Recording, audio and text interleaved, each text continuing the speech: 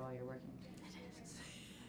Hey everyone, welcome to Go Local Live in the Navigate and Credit Union Broadcast Center. I'm Molly O'Brien. Thanks so much for joining us on this Tuesday, March 6th. We have a very STEAM-focused show today, a little bit of science and a little bit of art mixed in for you this afternoon. And we're also celebrating Women for Women's History Month as International Women's Day is Thursday, so we have an all-female guest show for you planned today. So I'd like to say hello and welcome to our first guest, Mara Trachtenberg. I knew I was going to mess it up. It's good. Trachtenberg. I knew I had it, and then I knew I was going to mess it up. Anyway, Mara is here joining us today. I am pleased to welcome her. She's one of the founders of the Woman Project. So the basis of the Woman Project is using art for activism. So I'm very pleased to welcome you, Mara. Thanks so much for joining us today. Thanks for having us. So super excited to talk all about the organization. Started up a little bit over a year ago, very active within Rhode Island. So before we get started talking about the organization, let's talk a little bit about what you're doing within the community as we move forward with Women's History Month and a little bit about International Women's Day. So last year we did a march in Wakefield, a dinner strike march, which was a lot of fun and we had a great turnout. And this year we've decided to support two other organizations in their International Women's Day celebrations. So we are going to be having one of our founders at the State House on Thursday about 3 o'clock with Hope for Change Haiti, and she will be talking on behalf of the Women Project there. And down at URI, we're supporting a bunch of different feminist organizations at the university in their Her Story March and celebration of International Women's Day, and we'll be there with quilt signing as well. So let's talk a little bit about the organization and a little bit about how you got started and a little bit about the background. After the election in 2016, Yeah. 27, do my math here. It's been a very long year. Multiple women's groups kind of formed, and not necessarily all women, but groups founding around different women's rights. Talk to us a little bit about how your group formed and really what the focus is. So we are, we always like to say we're a bunch of suburban moms. And that's exactly what we are. We all live in Wakefield. We were all very, very saddened and very concerned about the future of our daughters and sons as, you know, after the election. And we also all learned right around the same time about our state's stance on reproductive freedom. And which was really very much a surprise to us because we are a democratic state and we just thought, well, you know, we're a democratic state, we should have rights, and we don't actually. And so with the current administration, there's a very good chance that reproductive freedom might be taken away on the federal level, which means that in Rhode Island, we would have no guarantee of those rights here. And so we got together, we decided we wanted to do something. A few of us are artists, a few of us are have more political background. We decided it was a nice mix. And so we picked this issue as being a very traditional, really important feminist issue to work on because it's very important in the state, but also it seemed doable to us. It didn't seem like it was gonna, you know, right, there's so many things that we need to be thinking about right now and so many big concerns. But this felt like something we could actually make a difference on. And so we decided to pick reproductive freedom, and so we support the Rhode Island Health Care Act is what it's called. And we'd like to see it come to a vote on the floor of the State House, and that's what we've been working towards for the past year. And we so we just sort of started doing this with a very I should say that we really wanted to have a very intersectional feminist slant on what we were doing, as well as the art. Okay, so let's talk a little bit about the art, because I think that's what sets you, the Woman Project, apart from other groups. There are several groups here in Rhode Island, and we've had the pleasure of speaking with them on the show, different members of different groups. But I think what the Women Project is so unique because it's really using art for activism. And I think art can really bring a voice to a message. Talk to us a little bit about why it was important for you to incorporate art and really use that as a driving force with the group. So one of the things that art is really good at is giving people voices. And we know how hard it is to be activists and be mothers and have jobs and careers and lives that we want to lead. And so one of the things that we were really thinking about when we started talking about is how do we make it easy for people to have their voice heard? How do we make it easy for women to have their voice heard on this issue? And because a few of us are artists, and we have, we understand art history, we understand the connections and the impact that art has actually had on politics in American history and worldwide history. We thought, well, this is a really good place to start. So how, we wanted to make it easy for people to have their voices heard through art, because art is visual, it's impactful, it makes a statement. It's hard to turn away from something that's different looking, right? You can't ignore it a lot of times. I mean, I guess you could, but it's impactful in a way that brings attention. And I think too that art, no matter what side of an issue that you stand on, or whether you take no part in an issue, sometimes art can say things that words really can't. Absolutely. Right? Absolutely. And I think art really can approach things from a different point of view that, and speak to people in maybe a way that really words can't speak to people. Right. Absolutely.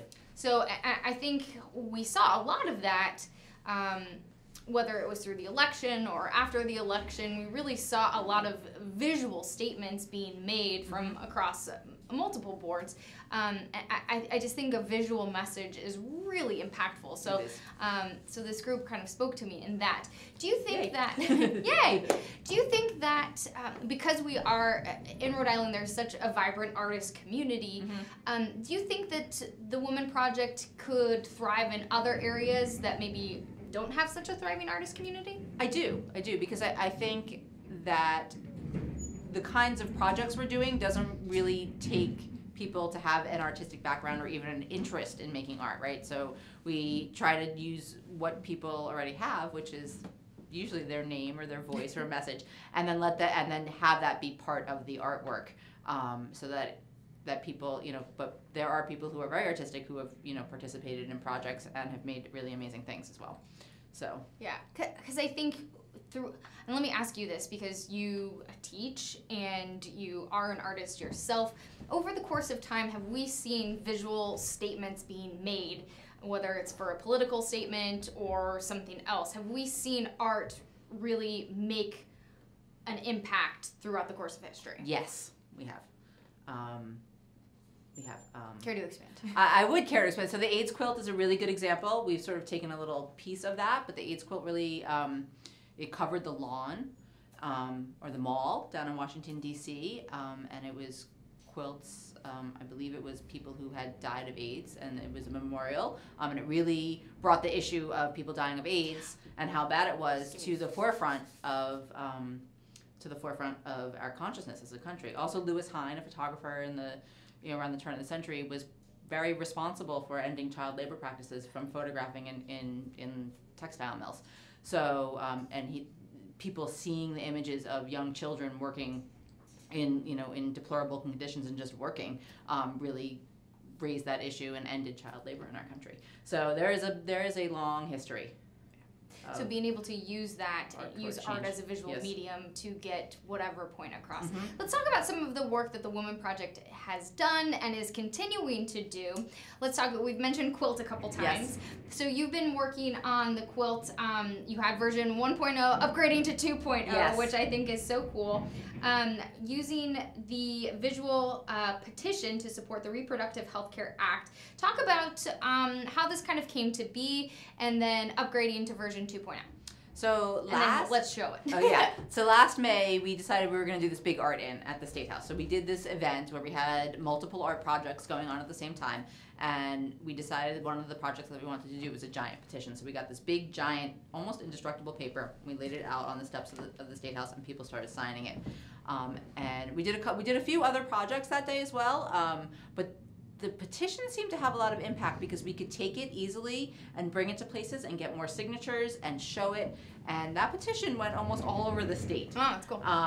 And one of our collaborators said, I have this idea to do a quilt so that it relates a little bit more to feminist art and turn it into a petition. And we were all like, yes, let's do it.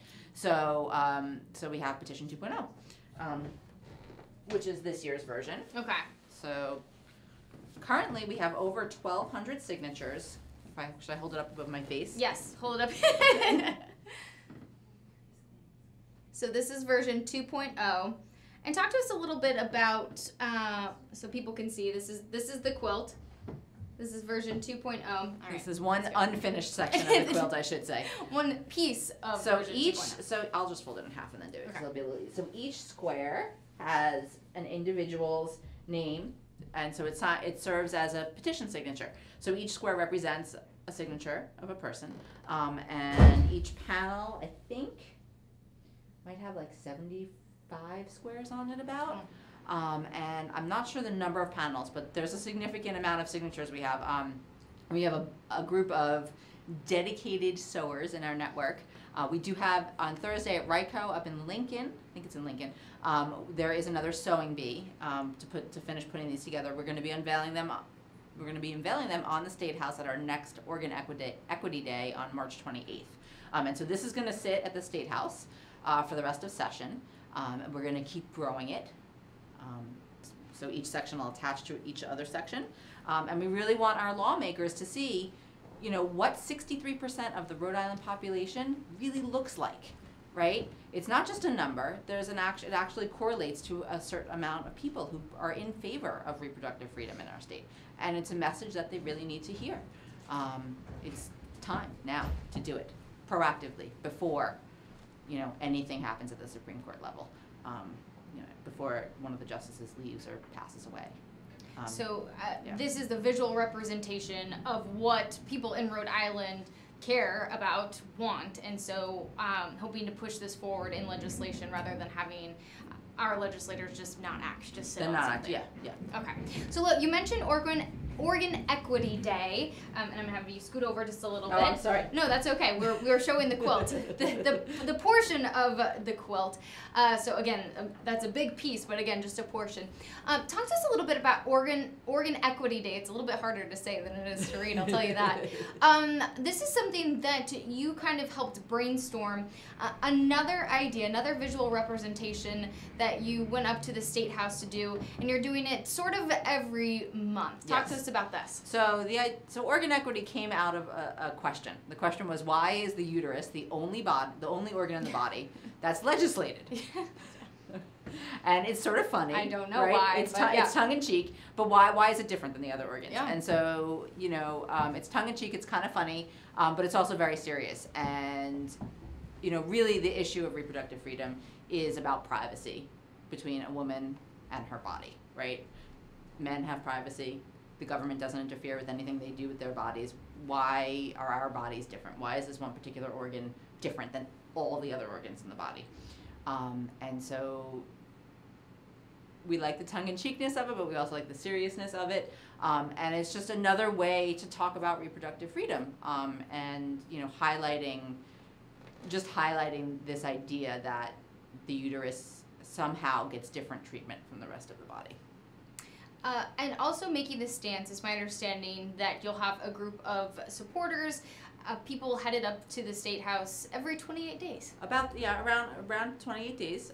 Because it could change. It could change, yeah, 28 to 32, right? But it's you know, the idea, we're sort of riffing on the Gorilla Girls for the images that we've posted so far. So we did one at the vagina monologues where we had all the audience participants hold up the uteruses in front of their faces, and we took a picture of the entire audience. We'd like to sort of we'd like this to go viral, so where people could download their own uterus from us, and they could take a selfie with the uterus in front of their faces. So if you follow us on social media, we're on Instagram, Facebook, and Twitter.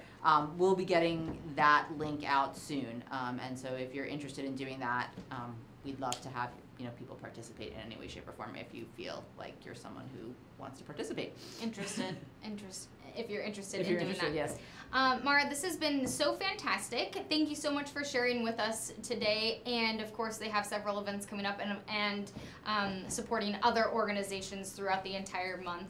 Thank you so much for chatting with us today. Really do appreciate it. The Women Project, and we'll have links to their website on our page, golocalprov.com. So Mara, thank you so much for joining us today. Have I appreciate a great day. it. I'll grab this on my way up. And we're going to get set up here for our next guest. Thank you, Mara. Thank you. Appreciate the Women Project, of course, as we celebrate International Women's Day on Thursday, March 8th. I'd like to say hello and welcome to our next guest. We're moving on from the art part of STEAM to the science and technology part of STEAM. Kim Marquand, our friend, you have your stars on. I do. Yay, Kim Marquand. So I wore my sparkles today to represent good. stars. Great. Okay, so we cool. match. So you have the actual star. I didn't have any stars shirt, so I wore my sparkles today. If anyone was wondering what that was. So Kimberly Arcan is the visualization lead for NASA's Chandra X-ray Observatory.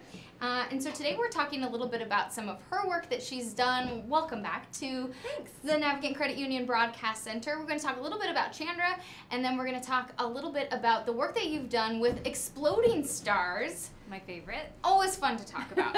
So let's start off with that. There are new ways that we can experience these exploding stars. We've talked a little bit about it before, but let's really dive into it. The work that you've done with these exploding stars, we can really experience them in a new way through virtual technology, through virtual reality, through new technology. And you're going to give a presentation at Brown on Wednesday. Talk to us a little bit about what this will be like for you. Well, hopefully if we don't get snowed out. We're just going to say it's happening. All right, good. Yeah, so I'm going to be talking about how we take data of these exploding stars and essentially understand them in really interesting ways for people of all different interest levels, expertise levels, and abilities. So the idea is you can take something like Cassiopeia A, which is a star that's exploded. It's about 10,000 light years away from us. 10,000 times 10 trillion kilometers gives you the distance of what a light year is. And look at that object in a totally new way and understand how it exploded and how it's expanding. So we've been able to take that information and create 3D prints, and then we've evolved the technology more to be able to create a virtual reality experience around it. So I'm going to step people through how we've done that using real data from NASA observatories, and in the way that we've been able to take that information and create a very interesting multimodal experience, both for experts and non-experts. It's so fun. It's so It is fascinating. fun. So if people are headed to the event, it is Wednesday at 5 p.m. and we're saying it's happening, Yes. weather aside. Wednesday, 5 p.m. at, I believe it's Hazleton Commons School of Engineering at Brown University. So if people are headed, they can learn more about how you collected this data, and then how it was transferred into making it an immersive experience. Will people actually get the opportunity to put the headset on? Yes, actually, I'm very excited. We are going to have one of our Oculus Rift headsets there, and it'll be attached to our laptop that's running the application for the virtual reality experience, so that we'll actually be able to zoom around and walk around amongst the stars, which is very, very cool, I promise. Just having the opportunity to be able to be in the stars, in this universe that is light years away, it's outrageous to think about. Talk to me, how was this actually created? So this is data that, and we've talked a little bit about this before, but this was data that was gathered over a significant period of time. Yes. Once that data was created, what was the process that looked like to be able to make this immersive experience? Well, it's quite a few steps. So Cassiopeia A is a really famous example of a supernova remnant. So fortunately what that means is we have a lot of really good information on it. So we took information from different kinds of wavelengths. So we have X-ray data, we have infrared data, and we have optical data as well, visible light. And by combining that information, we're able to understand where stuff is in relationship to us. So the distance that things are and the velocity that they're either traveling away from us or towards us, wherever. So by being able to understand that velocity data, we can recreate essentially a 3D map of the data. And it uses the Doppler effect, which is the cool thing. So I think a lot of people are probably familiar with the Doppler effect. Yeah. You know, the ambulance that's going by, yes, it gets louder when it approaches, but also the pitch changes. Wow. So it's similar with light. It's like you're looking at the different pitch changes, the frequency changes of that light. So that's how we can create this 3D model, which we can then turn into a 3D print, or we can bring into the Brown's virtual reality lab and create a virtual reality experience. So when you are headed to Kim's event, because of course you want to hear more about this, Yeah. and then you want to put the headset on and experience it, are we actually looking at this one example, or are we looking at something similar to it? So we'll be looking at this exact example. Okay. This was the very first time we've ever been able to take data, real data, and create this actual experience. So we will also have an additional virtual reality experience there as well, which is the Galactic Center. So at the center of the Milky Way, there's this really supermassive black hole. It's called Sagittarius A star. And we have a 360-degree video of the various kinds of stars that are around it, what are called Wolf-Rayet stars, and kind of what's happening to them as material accretes near the black hole. So there are a couple experiences like that that we'll have on hand. Awesome. Yeah. I want to see inside a black hole. I know, right? Who doesn't? Well, so what's interesting about that second experience is that you're at the perspective of the black hole, looking out. So you get to see from the black hole what's happening to the stars around you, which I think is just so cool, right? What? Yeah, that's really fun. Incredible. Yeah, it is. Incredible. This is what I was saying. This is kind of a STEAM-driven show today. We're Yeah, talking about it's great. art. We're talking about science, technology. We're talking about all these things. Okay, so we're looking at this very specific data. We're talking about very specific experiences. Now, are you working on things down the road? Are we looking at multiple experiences available in the future? Is this just one set of future experiences in galaxies far, far away? Yes, that's a great question. I like the Star Wars reference, of course. So the whole idea is as we learn more about how to process our data in this interesting way, and as new tools, new software, new technology is created, we have the opportunity to do this for more objects. So sort of my grand goal is to map different parts of stellar evolution, how stars evolve and change over time, by using these 3D technologies and these virtual reality technologies so that you can see from a very first-hand perspective how the stars change and evolve and why we care. We have our own star, of course, we care that way. But we also care about exploded stars because they are the seeds for future life, future generations of material and stuff that comes from that explosion. And this has been kind of your baby, your star baby over the course of a long time. My star baby. Your star baby. I don't want to take away your family.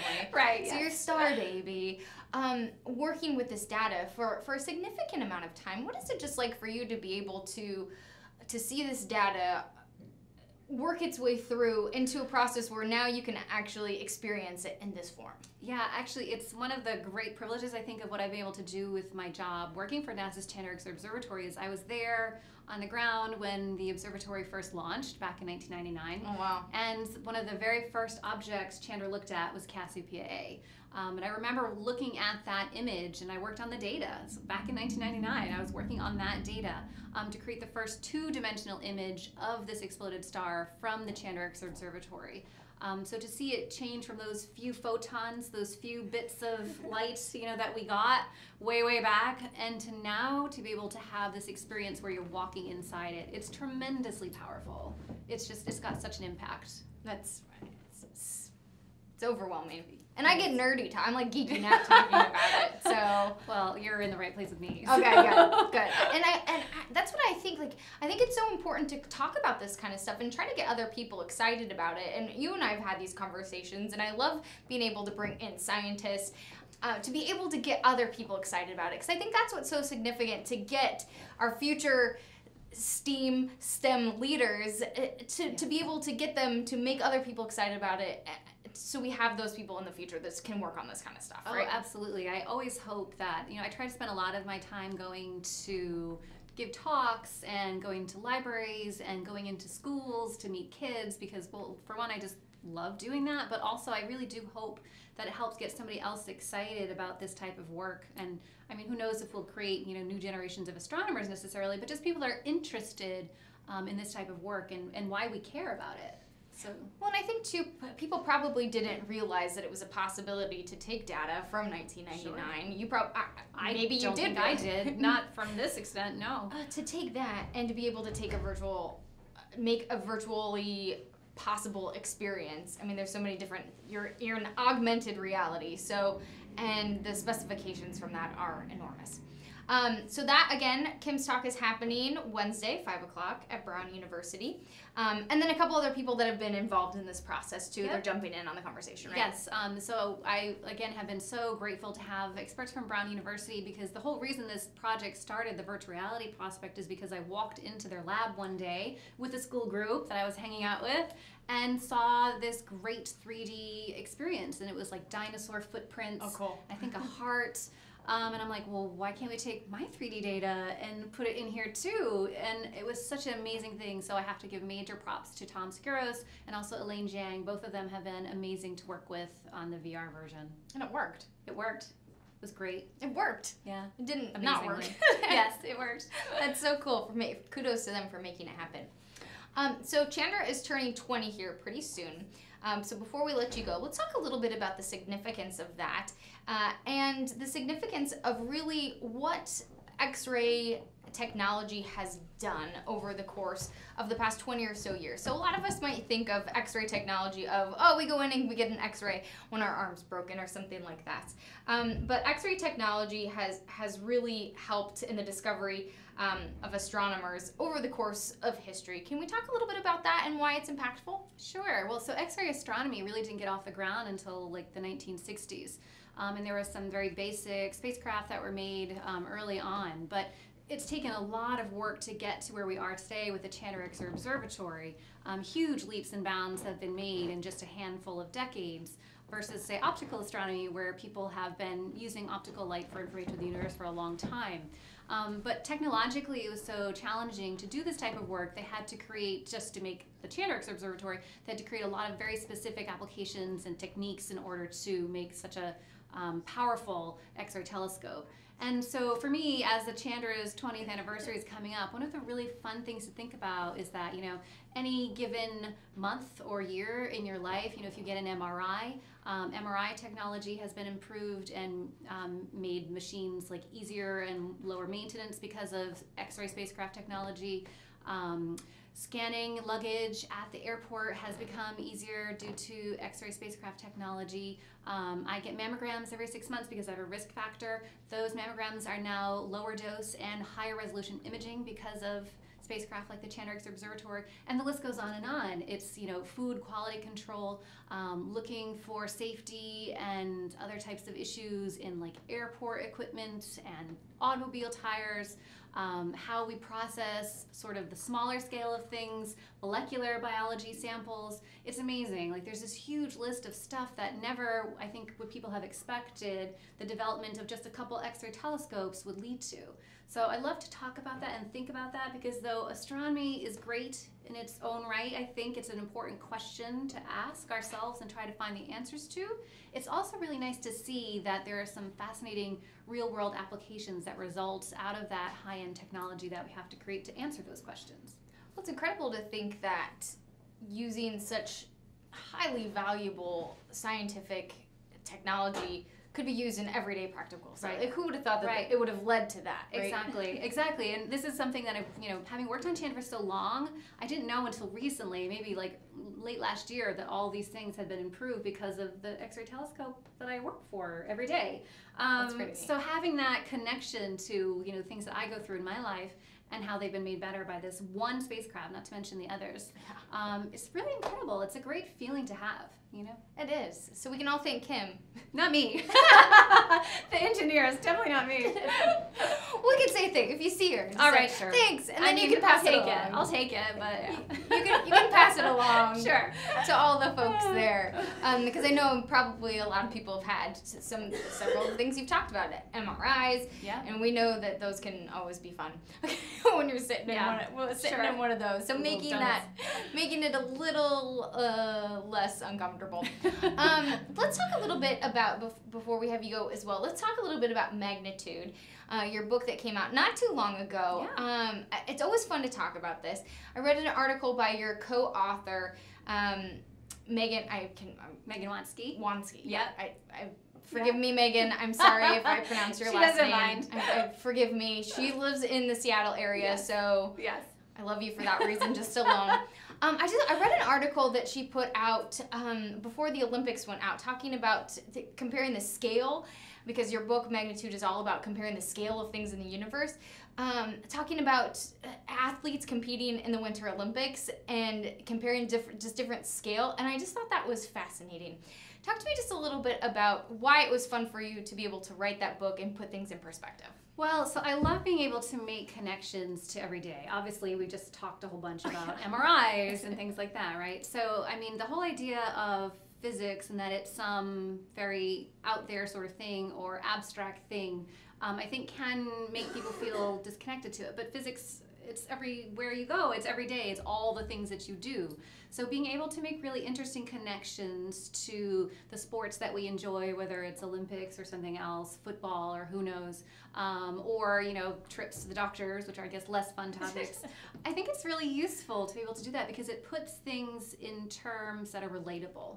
You know, so you can talk about how fast a dead star, a neutron star, is spinning. And if you can compare that to how fast an ice skater can spin, it's just easier to understand the magnitudes of difference between those two things, which seem so different, you know? And for the record, the dead star does spin faster, which is amazing because it's like the size of a city. So the fact that they spin that fast is pretty cool. It's so fun to be able to think about those, and so incredibly mind-baffling. But you being able to put some of that kind of stuff in perspective, the two of you being able to compile that into a book, and then picking out just different examples, because all eyes were on the Olympics, and being able to say, okay, here's a dead star spinning at this rate, and I'm like, what? Yeah, right, exactly. Yeah, it's fun because you can take like a weird sport like curling, which I still don't get. I know people love it, but I don't get it. And talk about the mass of that curling stone, I think they're called, whatever that. We'll go with that. Sure, that thing. And talk about how that compares with other types of masses. So it's just a fun way to be able to talk about the physics of the universe and how it relates even on normal scales of, you know, people size. Everything's connected, here, there, and everywhere. And then it all gets us talking about science, Which is great. which is always a good thing. Which I think it's always a good thing too. Kim, thank you so much for joining us today. If you're interested, you can go check out her speech, or well, her presentation, I should say, and then go walk through the star yourself. Yeah, it'll be fun. Why not? So please check that out. I'll have a link on our webpage, GoLocalProv.com, of course, and for more information on that, you can always check out her website, which I'll have a link to as well. So hang tight as we get set up here for our next guest on Go Local Live. We're continuing this theme here on live. Hang tight. Awesome, Kim. Thank you.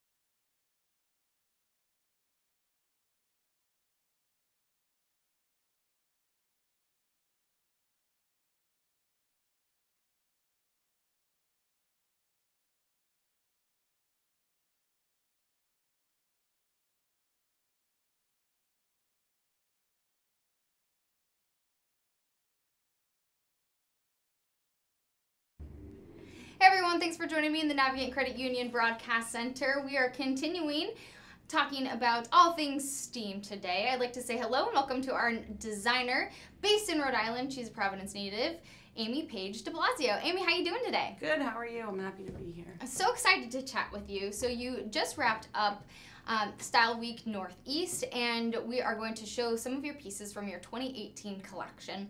Before we showcase some of your stuff, which we're already doing because you made your jacket, let's talk a little bit about how you got into fashion. My whole life, I've been drawn to the visual arts, whether it was painting or sculpting, drawing. And in elementary school, I had a fabulous art teacher, and she had us experiment with a bunch of different media, and she had us make a wrap skirt. And I remember my mom took me to the fabric store, and my skirt had to be reversible, and I had to use 2 different fabrics. That's awesome. And I fell in love, and I kept begging my mom for a sewing machine, and when I was a junior in high school, she bought me one, and I taught myself how to make jewelry, and I made my own prom dress and all the accessories when I was a senior, and I made in high school, and I made my date's tie and handkerchief, and it took off from there. I found my niche in apparel. So this is really something that you've kind of always wanted to do, you've always been interested in, and now you've really taken it to the next level. Did you study fashion? Did you study design? Did you study textiles? Was this something that really was just born in you, innate in you, and did you study it?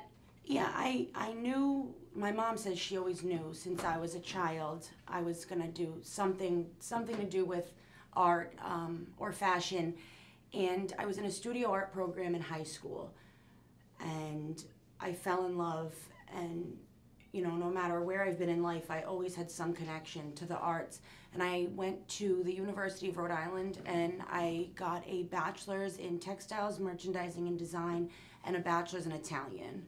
Oh, good because for you. Italy is like the fashion capital of the world, and I love the culture, but yeah, I have a degree in textiles and design. That's awesome. So let's talk a little bit about your collection. Okay. Some of your stuff, I mean, it all really stands out. You really incorporate a lot of color, you incorporate a lot of texture. Talk to us a little bit about your 2018 line. It's as if sophistication and streetwear had a baby. You know, I like to pair a lot of luxe fabrics and rich textures. I like to make things I don't see out in everyday life. I'm drawn to a lot of bold colors. They're fun, they're confident, they demand attention without trying. They're really for a confident, fun person. So grab one, actually stay here, and then grab one. Stay there? Yeah, stay here, because otherwise we won't see you. Here. Okay. So this is one piece, and then grab the other piece. Yeah, this is a men's outfit, but I made these for a female as well. This could be a unisex bomber jacket. Jeez. It's Italian leather. Beautiful. And then, thank you. I lined everything. I pay really close attention to detail. My clothes have a lot of trim. You know, every lining, every zipper, everything needs to be perfect. Show us the inside of the jacket. That might be a little bit easier to see. So yeah, it's the Virgin Mary. I love this. Thank you. I love that everything just like super stands out. I mean, just there's no way to not be noticed in this clothing line. Yeah. Is that kind of what you wanted to go for? I think my clothes are an expression of me. I have an exuberant personality, and I don't know, I view everything, I make what I like, and I view everything as if, like, every piece is its own composition, as if I were painting, and it has to be balanced, and, you know, it's what I'm drawn to, really. So you couldn't find it, so you made it. Yeah, exactly. I'm constantly viewing the world through an artistic lens, thinking, how can I make this better? What do I like about this? What don't I like about this? And I just go for it. I love it. All right, what's another piece? So this could go either way. This does come in this is made for a female as well. Okay. This is unisex. It could be unisex. The jacket's unisex. Yeah. Cool. Okay. What's another piece that you have to show us? This is my Amy dress. This I actually made, not this exact dress, I made it in different fabrics in a different colorway. My inspiration for a show at URI was Alice in Wonderland. So I actually wanted to make the dress for myself. This is a different colorway completely and different fabric, but this is a style, it was very, very popular, and I will continue this throughout the seasons. Different materials, different colors. I handmade the zipper pull. Thank you. Yeah, like all the trim. I just pay a lot of attention to detail. I think it makes a big difference.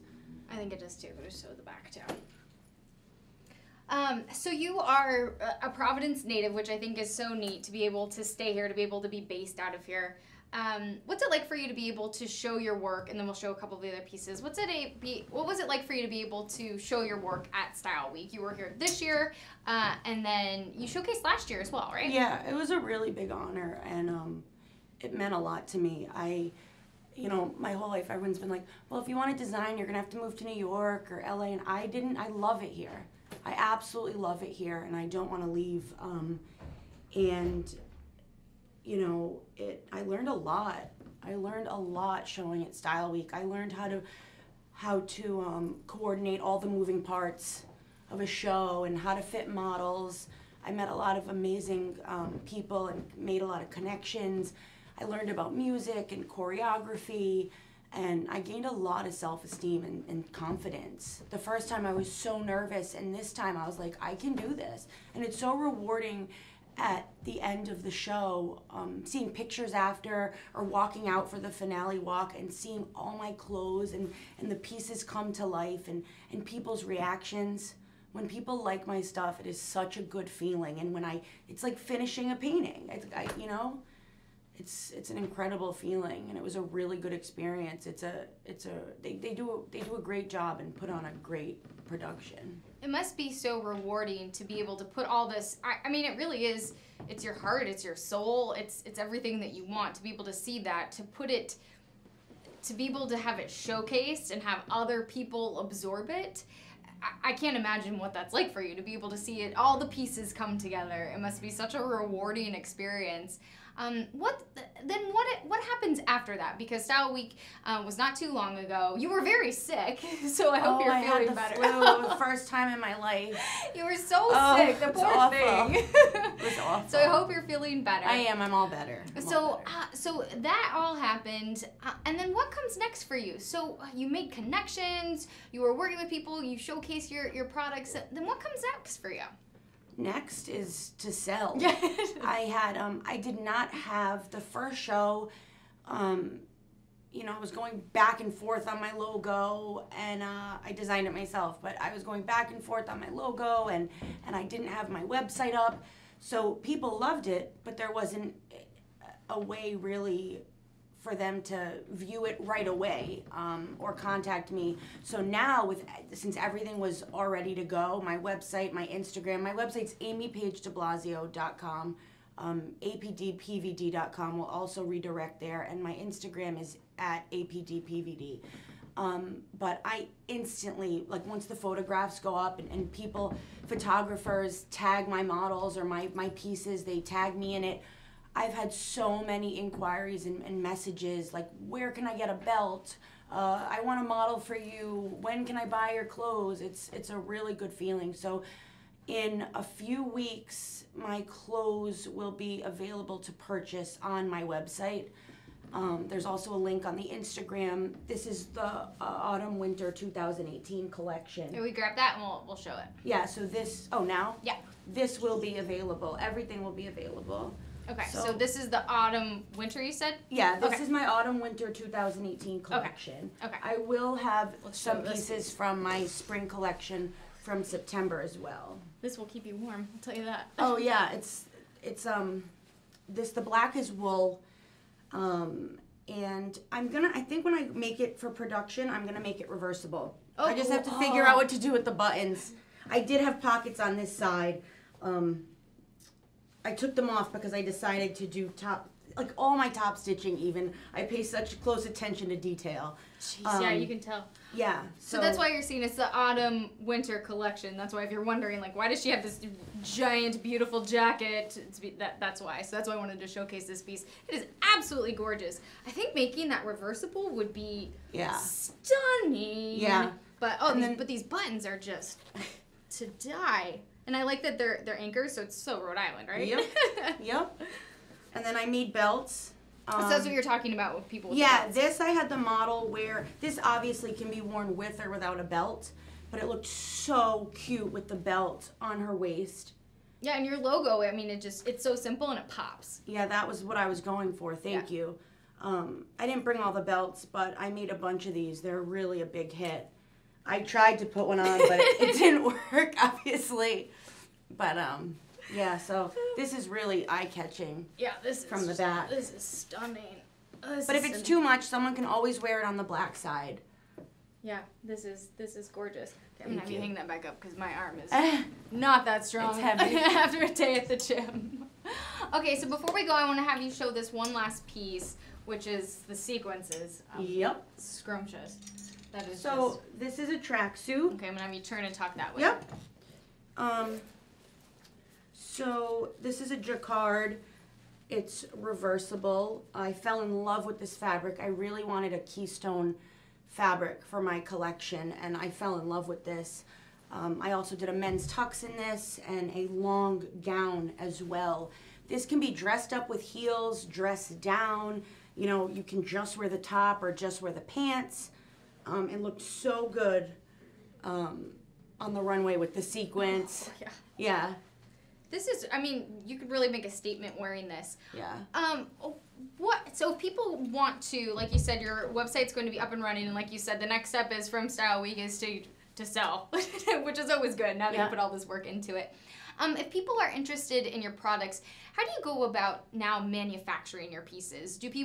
Are you kind of making sort of like a one size fits all? Is it made to order? How does that whole process work for that next step? I sew myself, so I make some of my own samples.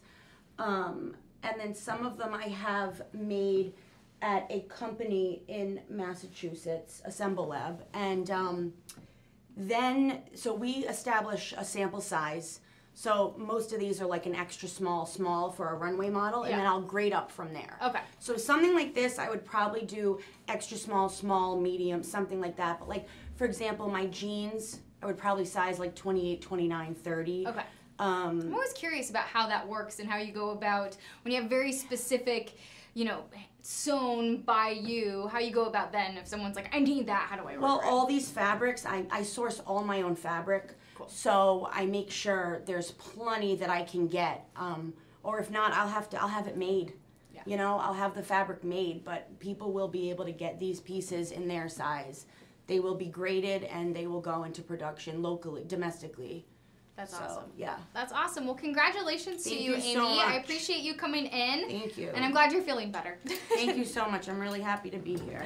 All right, everyone, we're wrapping up here in the Navigate Credit Union Broadcast Center. Hopefully you enjoyed talking about some fashion, some arts, and some science and technology today. So we are wrapping things up here for the Lifestyle Edition. Kate Nagel kicks things off with all things news and politics here in just a few. I'm Molly O'Brien. Thanks so much for joining me.